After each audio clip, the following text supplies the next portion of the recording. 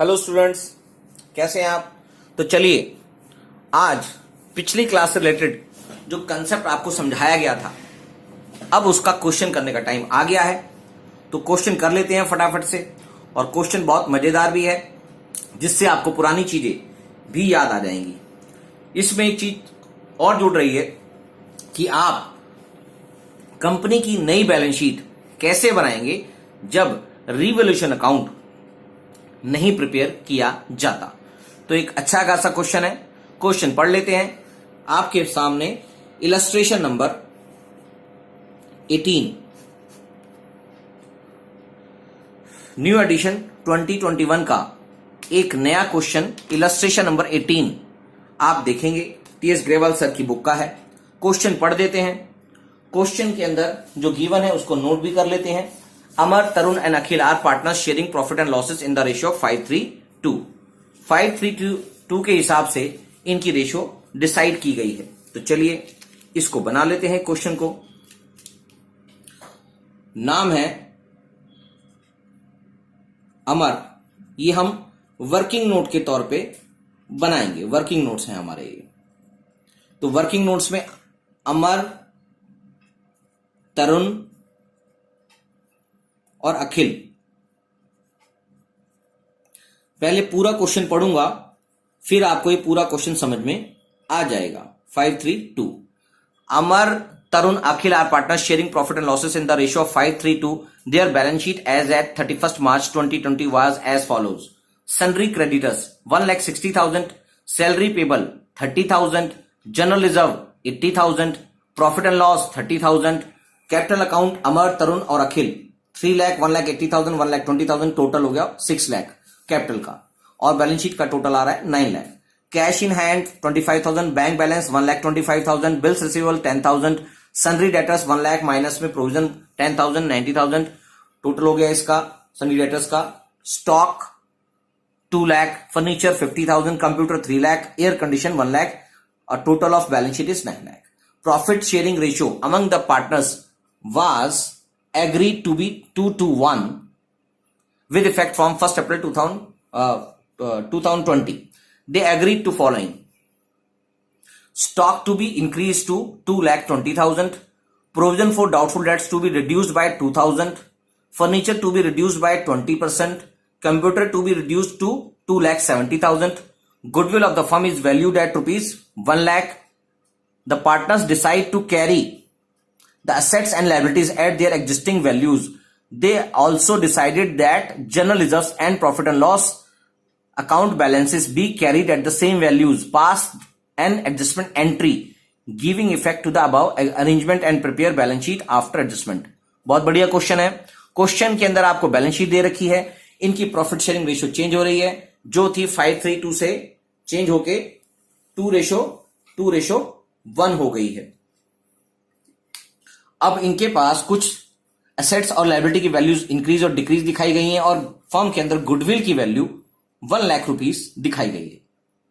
और क्वेश्चन ने बोला है कि हम मतलब पार्टनर से डिसाइड किया है कि जनरल रिजर्व और प्रॉफिट एंड लॉस अकाउंट के बैलेंस भी हम एग्जिस्टिंग वैल्यू से ही दिखाएंगे नई बैलेंस शीट में, और साथ में सारे एसेट्स और वैल्यू लायबिलिटीज को भी एग्जिस्टिंग वैल्यू से ही दिखाना है। तो सिर्फ और सिर्फ आपने एक एडजस्टमेंट एंट्री जिसका इंपैक्ट उनके कैपिटल अकाउंट के थ्रू आएगा उसको दिखाना है। तो चलिए स्टार्ट करते हैं। सबसे पहले आपको मैंने बताया था कि आप इनकी सैक्रिफाइसिंग और गेनिंग रेशियो निकाल लेंगे। तो आपके पास सबसे पहले सैक्रिफाइस और गेन शेयर निकालने के लिए काम करना पड़ेगा। तो इसको स्टार्ट कर देते हैं। सैक्रिफाइस और गेन रेशियो निकालने का आपके पास ओल्ड रेशियो जो है वो है 5/, यानी कि आपके पास अमर की बात करें, अमर ने पुरानी रेशियो थी 5/10 माइनस 2/5, ओल्ड न्यू रेशियो थी। तो ये इसका एलसीएम आ गया 10, that is 5 minus 2 4, that is 1/10। इसने क्या किया, इसने किया सैक्रिफाइस, क्योंकि इसका पॉजिटिव इंपैक्ट आ रहा है। ठीक है सर। अब हमारे पास बच जाता है तरुण, तो तरुण की बात करेंगे। तरुण का है 3/10 माइनस 2/5, एलसीएम आ गया 10, 3 माइनस 4 दैट इज -1/10, इसने किया है गेन। और तीसरा आदमी हमारे पास है अखिल, अखिल का है 2/10 माइनस 1/5, तो ये आ गया LCM 10, 2 minus 2 that is 0/10 that is nil, कोई इफेक्ट नहीं है, नो इफेक्ट। तो आपके पास तरुण ने गेन किया है और अमर ने सेक्रीफाइस किया है। तो इसका इंपैक्ट आपको ये तो पता लग गया है कि आपके पास जो एंट्री बनेगी वो क्या बनेगी, वो बनेगी, इसको बना ही देते हैं क्योंकि ये तो आपके पास वर्किंग नोट चल रहे थे। सेक्रीफाइस जिसने किया है अभी एंट्री नहीं बनेगी क्योंकि इंपैक्ट देखना पड़ेगा कि पॉजिटिव है या नेगेटिव है, सही बात है। तो चलिए अब हम ये देखते हैं कि इसका इंपैक्ट क्या आ रहा है। तो जिसने जो जो वैल्यूज के अंदर चेंज आया है एज पर क्वेश्चन, हम उसको भी इंपैक्ट डाल के देखते हैं। तो दूसरा number, calculation for net effect, हम इसको करते हैं। तो आपके पास जो जो चीजें घट रही हैं या इंक्रीज हो रही हैं उनका इंपैक्ट आप डालेंगे। तो आपके पास जो जो हो रहा है पहले देखते हैं जी। आपको पास प्रॉफिट जो हो रहा है, प्रॉफिट देखते हैं पहले किस किस में हो रहा है। प्रॉफिट हो रहा है स्टॉक, ठीक है जी। स्टॉक क्वेश्चन ने बोला है stock to be increase by 2,20,000, stock दिखाई दे रहा है 2 लाख का। तो increase in stock, increase in value of stock जो बढ़ रहा है 20,000 से, ठीक है सर। इसका नेट इफेक्ट यहां डाल लेते हैं। और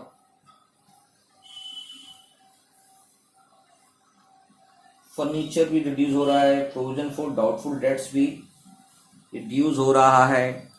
तो आपके पास provision for doubtful debts reduce हो रहा है, इसका मतलब लायबिलिटी आपकी कम हो रही है, तो इससे भी प्रॉफिट होगा। तो provision for doubtful dates reduced, ये आ गया 2,000 का अमाउंट। और क्या हो रहा है जिससे हमको गेन हो रहा है, जिससे प्रॉफिट हो रहा है? और कुछ भी नहीं हो रहा है। इसका मतलब 22,000 का टोटल गेन हुआ है। और डिक्रीज जो होगा वो होगा less reduce furniture to be reduce by 20%, तो less furniture value decrease. Furniture की जो वैल्यू डिक्रीज हुई है वो सॉरी ये तो इंपैक्ट यहां आ गया, इसको नीचे लिखना है। लेस में furniture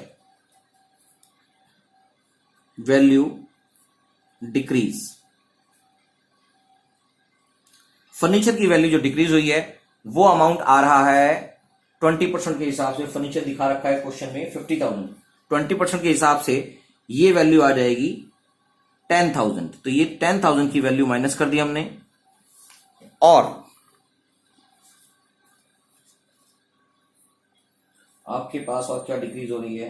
computer to be reduced to 2,70,000, यानी कि कंप्यूटर की वैल्यू 2,70,000 रुपए रह जाएगी। तो वैल्यू ऑफ कंप्यूटर रिड्यूस्ड वो 30,000 से रिड्यूस हो जाएगा। तो आपके पास 22,000 पॉजिटिव है और 40,000 माइनस है। और कुछ इसमें नहीं दिखाई दे रहा है, पहले इसको निकाल लेते हैं, फिर आगे आपको इसके अंदर भी समझाएंगे। तो एक्चुअली लॉस ऑन रिवोल्यूशन के हिसाब से 18,000 का लॉस आ रहा है। This is what, this is loss on revolution, यानी कि जो स्टेटमेंट जो आप अकाउंट रिवोल्यूशन अकाउंट का बनाते थे उसको एक स्टेटमेंट की फॉर्म में आपने बना लिया। लॉस ऑन रिवोल्यूशन, रिवोल्यूशन की वजह से जो नेट में लॉस हुआ है उसको यहां पर दिखा दिया गया, दैट इज 18,000। मगर इसमें क्वेश्चन में बोला गया है कि आपको general reserve profit and loss account को भी अपनी बुक से नहीं हटाना है, तो आप इसका इंपैक्ट भी इसी में ऐड ऑन कर देंगे। तो यानी कि जनरल रिजर्व जो पॉजिटिव इंपैक्ट दिखाता था उसको ऐड करना पड़ेगा, यानी कि जनरल रिजर्व के रूप में, क्योंकि इंपैक्ट तो आपके कैपिटल अकाउंट पे ही आना है, तो हम अलग अलग इनकी सबकी एंट्रियां नहीं करेंगे। आपको लग रहा होगा कि इसकी एंट्री कर देनी चाहिए, मगर हम इसकी इंडिविजुअल एंट्री नहीं करेंगे। इसके अलावा जो भी एंट्री है सबका इंपैक्ट उनके कैपिटल अकाउंट पे ही आना था, इसलिए इन सब की एंट्री इसको हम पीछे कर लेते हैं, क्योंकि 2-3 चीजें हैं। तो 18,000 हमारे पास आ चुका है और 18,000 में से आपको आगे का इंपैक्ट दिखाना है।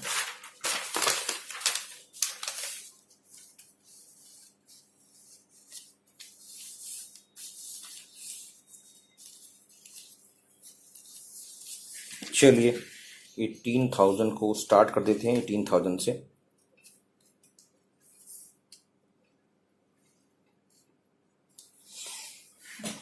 तो हमारे पास नेगेटिव इंपैक्ट आ रहा है 18,000 का, इसको मैं कैरी फॉरवर्ड लिख देता हूं।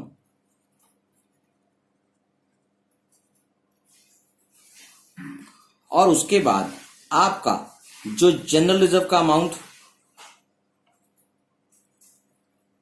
जिसको आपने बुक्स में हटाना नहीं है, आपके पास जो प्रॉफिट का पार्ट पड़ा है प्रॉफिट एंड लॉस अकाउंट के रूप में, बैलेंस शीट के अंदर जो प्रॉफिट एंड लॉस अकाउंट 30,000 का दिख रहा है, जो रिजर्व का अमाउंट दिख रहा है 80,000 का, उनको भी यहां पर दिखा देंगे। टोटल इंपैक्ट जनरल रिजर्व का है 80,000 और प्रॉफिट लॉस अकाउंट के अंदर 30,000 का प्रॉफिट दिखाई रखा है, वो भी यहां डाल देंगे। और तो कुछ भी नहीं दिखाई दे रहा, और आपके पास ये भी हो रहा है, ये भी हो रहा है, ये भी हो रहा है। अब रह गया गुडविल का। गुडविल का इंपैक्ट भी आप वैसे ही डालते हैं, gaining partner account debit to sacrificing account, sacrificing partners. और अगर नेगेटिव इंपैक्ट होता है, क्योंकि गुडविल में नेगेटिव इंपैक्ट होता नहीं है, तो गुडविल का इंपैक्ट भी हम इसी में ऐड ऑन कर देंगे। तो यानी कि ये भी पार्ट गुडविल की इंपैक्ट भी आपके लिए सेम इंपैक्ट डालता है, जिसके अंदर गेनिंग टू सैक्रिफाइसिंग पार्टनर होता है। तो गुडविल का भी यहां पर आप अमाउंट जोड़ देंगे, जो है 1 लाख रुपीस। टोटल इंपैक्ट अब हमें मिलेगा, नेट इफेक्ट जो आना है, net amount to be adjusted. सारी चीजें हमने इसलिए की हैं क्योंकि अभी जो 18,000 है ये क्या है, लॉस ऑन रिवोल्यूशन, और जनरल रिजर्व का पैसा जो हमने अगले बैलेंस शीट में नहीं दिखा, वहीं एज इट इज दिखाना है, तो उसका इंपैक्ट भी यहां पर आ जाएगा। और प्रॉफिट एंड लॉस अकाउंट का भी इंपैक्ट यहां आ जाएगा, और गुडविल जो हमारी वैल्यूएशन आ रही है उसका इंपैक्ट भी उसी रेशो में, यानी कि gaining ratio debit to sacrificing ratio, gaining partner debit to sacrificing partner के हिसाब से अकाउंटिंग होती है। तो इन सब का अकाउंट का इंपैक्ट हम एक ही स्टेटमेंट में डाल देंगे। तो हमारे पास टोटल आ गया 2,10,000 में से 18,000 रुपए माइनस कर देते हैं। 2,10,000 में से 18,000 रुपए माइनस कर देते हैं, तो 1,92,000 का इंपैक्ट आपने डालना है, 1,92,000 का। और आपने गेनिंग और सेक्रीफाइस रेशियो निकाल ही रखी है, जो 1/10 आई है। इसका मतलब आपके पास जो एक्चुअली एंट्री होगी वो हम क्वेश्चन के फेस पे करेंगे। ये तो अभी आपकी कैलकुलेशन चल रही थी, तो आपके सामने एक एडजस्टमेंट एंट्री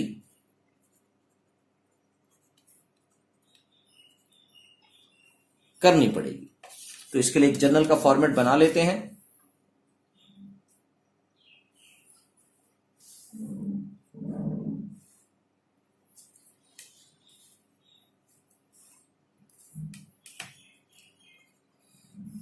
डेबिट, क्रेडिट और ledger folio.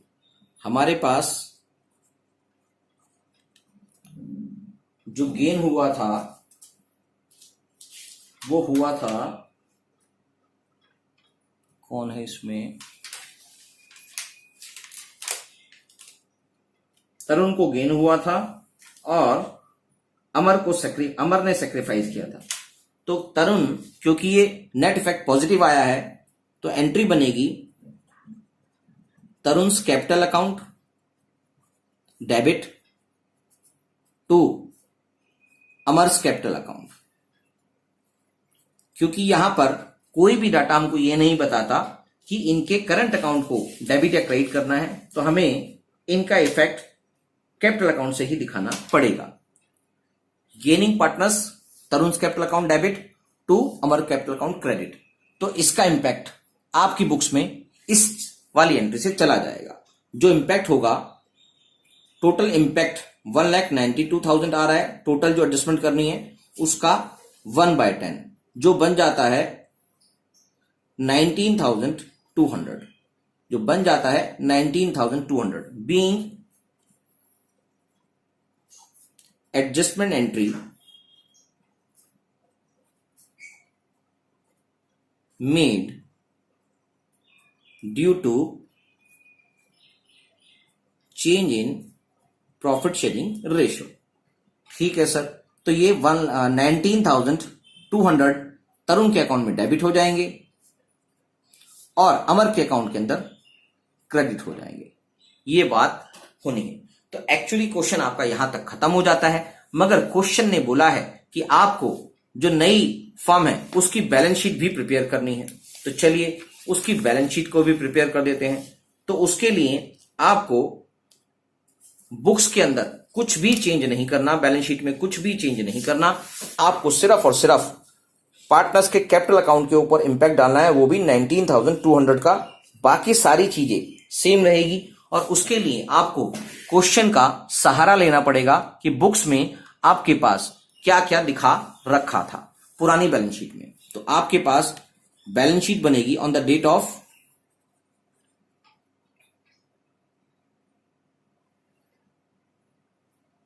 Balance sheet of नई फर्म के लिए रिकॉन्स्टिट्यूटेड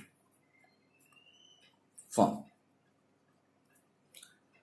एज एट 1 अप्रैल 2020, नई डेट पे जिस दिन हमारी चेंज इन पीएसआर हो रहा है। तो बैलेंस शीट बना देते हैं। बैलेंस शीट के लिए आपको पुरानी बैलेंस शीट का सहारा, हेल्प लेनी पड़ेगी, क्योंकि सारी वैल्यूज जो उसमें दिखाई दे रही हैं उनको उसी वैल्यूज पे दिखाना है और सिर्फ कैपिटल अकाउंट के अंदर इंपैक्ट आना है। तो यहां पर अमाउंट आ गया, यहां इसके पर्टिकुलर्स हैं, यानी कि पर्टिकुलर्स में आपके लिख देंगे लायबिलिटीज एंड कैपिटल, और ये साइड हो जाएगा असेट का। ठीक है सर। तो चलिए पुरानी बैलेंस शीट में देखते हैं। पहले असेट साइड उठा के देखते हैं। असेट साइड में क्वेश्चन में दे रखा है जी cash in hand, bank balance, तो इस पे कोई भी असर नहीं पड़ेगा। कैश बैंक, कैश आपका दिखाई दे रहा है 25,000 से और बैंक दिखाई दे रहा है 1,25,000 से। तो कैश 25,000, बैंक 1,25,000, बिल्स रिसीवेबल 10,000 दिखाई दे रखा है।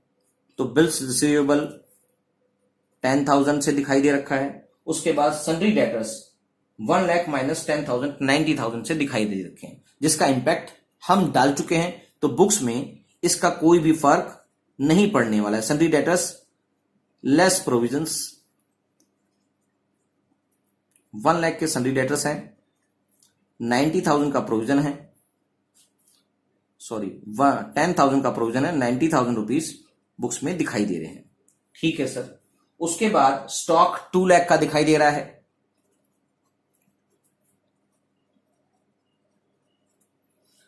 फर्नीचर 50,000 का दिखाई दे रहा है।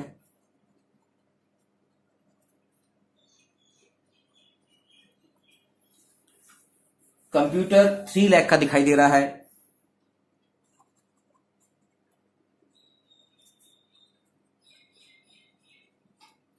और एयर कंडीशन 1 लाख का दिखाई दे रहा है।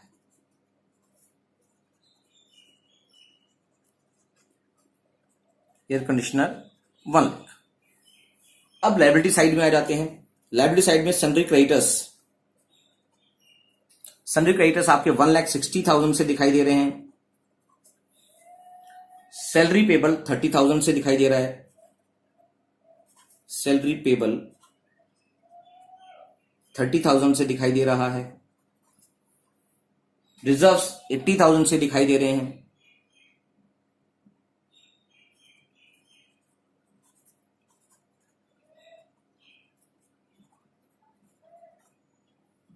प्रॉफिट एंड लॉस अकाउंट 30,000 से दिखाई दे रहा है। और अब बचे कैपिटल अकाउंट। कैपिटल अकाउंट के अंदर चेंजेस लाने हैं आपको। तो आपके पास अमर कैपिटल अकाउंट है, दूसरा नाम है आपके पास तरुण, और तीसरा नाम है आपके पास अखिल। अखिल के अकाउंट में कोई भी इंपैक्ट नहीं आया है, तो इसका अमाउंट चढ़ जाएगा 1,20,000।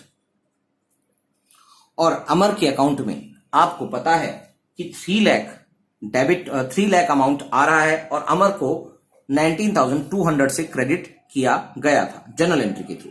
तो अमर के पास 3 लाख यहां पर दिखाई दे रहा है, और जो इंपैक्ट है वो मैं इंपैक्ट यहां पर दिखा रहा हूं।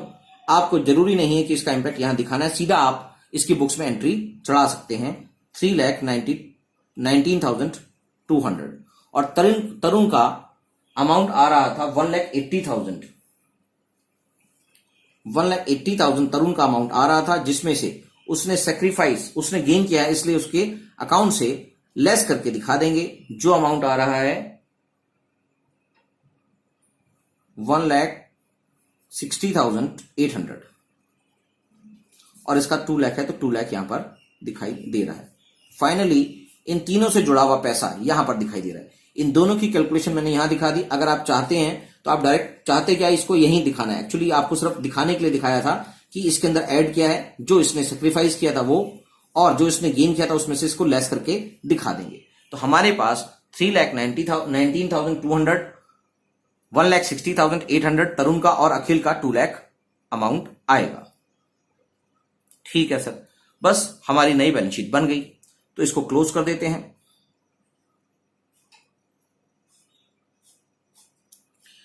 इसके पास टोटल हम इसको कर देंगे। हमने चेंज कुछ भी नहीं किया, तो यहां का जो टोटल था हमने कुछ चेंज नहीं किया, तो इसका मतलब 9 लाख ही आया। और इसमें भी हमने सिर्फ यहां से यहां पर प्लस किया और यहां पर माइनस किया, तो इंपैक्ट उसका नील ही है। तो इसका मतलब 9 लाख ही आ रहा है, बाकी कुछ भी हमने चेंज नहीं किया। तो इससे कोई भी फर्क नहीं पड़ा। आपकी balance sheet as it is बन गई है, सिर्फ उनके कैपिटल अकाउंट पे इंपैक्ट दिखाना है। यहां पर एक चीज और समझा देता हूं कि अगर आपका रीवैल्यूएशन अकाउंट बन जाता, तो आपके पास कौन कौन सी एंट्री में फर्क पड़ना था। फर्नीचर नई वैल्यू से आता, यानी कि फर्नीचर के अंदर आपकी रिड्यूस होकर 40,000 रुपए वैल्यू आती, और कंप्यूटर के अंदर 30,000 रुपए रिड्यूस होकर 2,70,000 आती। एयर कंडीशन के साथ कुछ हुआ नहीं है, और आपके पास सन्ड्री डेटर्स के रूप में 90,000 दिखाए जाते। नहीं 90,000 नहीं, क्या बोला था उसने, प्रोविजन 2,000 से रिड्यूस बाय, यानी कि 8,000 माइनस करते, यानी कि 92,000 से दिखाए जाते। प्रोविजन आपने 2,000 रुपए से कम करने, तो 92,000 यहां पर दिखाई दे जाते, क्योंकि 10,000 की जगह 8,000 प्रोविजन बनाना था। एक बात तो ये हो गई। और स्टॉक के बारे में बात करें, स्टॉक आपका रिड्यूस हुआ है, क्या हुआ है, स्टॉक इंक्रीज हो गया 2,20,000 तक, तो आपका यहां पर स्टॉक की जगह 2,20,000 आ जाता। बाकी कोई भी इंपैक्ट यहां पर नहीं आता। इसके अलावा आपके सन्ड्री क्रेडिटर्स पे कोई इंपैक्ट नहीं है, सैलरी पेबल पे कोई इंपैक्ट नहीं है। जनरल रिजर्व अगर इसको हटाना होता तो यहां से हटके ये पार्टनर्स के कैपिटल अकाउंट में ट्रांसफर कर दिया जाता, profit and loss account partners के कैपिटल अकाउंट में ट्रांसफर कर दिया जाता, और इसका इंपैक्ट यहां आ जाता। तो ये सारी बातें तब होती जब आप रीवैल्यूएशन अकाउंट बनाते और इन दोनों को भी पार्टनर्स के कैपिटल अकाउंट में बांट देते। क्वेश्चन किसी भी तरह का बन सकता है, आपको बस उसके कंसेप्ट को समझना है कि अगर आपको कंसेप्ट क्लियर है कि जब रिवैल्यूएशन अकाउंट नहीं बनेगा और रिजर्व्स नहीं बटेंगे तो क्या होगा, और अगर रिवैल्यूएशन अकाउंट बनेगा और रिजर्व्स नहीं हटेंगे तो भी इनको यहां पर दिखाते थे, और रिवैल्यूएशन अकाउंट के हिसाब से पार्टनर्स के कैपिटल अकाउंट के अंदर ये फर्क डायरेक्टली नहीं डाल के नई बैलेंस शीट के थ्रू यहां पर इंपैक्ट डाल देते। तो चलिए, वैसे क्वेश्चन भी आपके सामने आएंगे, मगर अब ये क्वेश्चन कंप्लीट हो गया, नई बैलेंस शीट बन चुकी है। सिंपल सी बात थी और आपके पास जो इससे जुड़े हुए कंसेप्ट में दिक्कतें थी वो भी अब क्लियर हो चुकी होंगी कि आपने अगर बैलेंस शीट नहीं बनानी है तो कैसे बनेगी। तो चलिए अगली क्लास में इससे आगे चलेंगे कि आपके पास जो बड़ा क्वेश्चन आएगा उसको कैसे करना है, जिसके अंदर एक टॉपिक और जुड़ जाएगा जिसको बोलेंगे कैपिटल एडजस्टमेंट। कैपिटल एडजस्टमेंट का बेसिक पार्ट होगा कि आप नई बैलेंस शीट के अंदर नए पार्टनर्स की कैपिटल किस तरह से रखना चाहते हैं, तो उसके अंदर जो केसेस हैं उसको समझना पड़ेगा। तो अगली क्लास में कैपिटल एडजस्टमेंट का टॉपिक लेके आते हैं। तब तक के लिए bye bye, tata, thank you. Please like, subscribe and share my video. Thank you.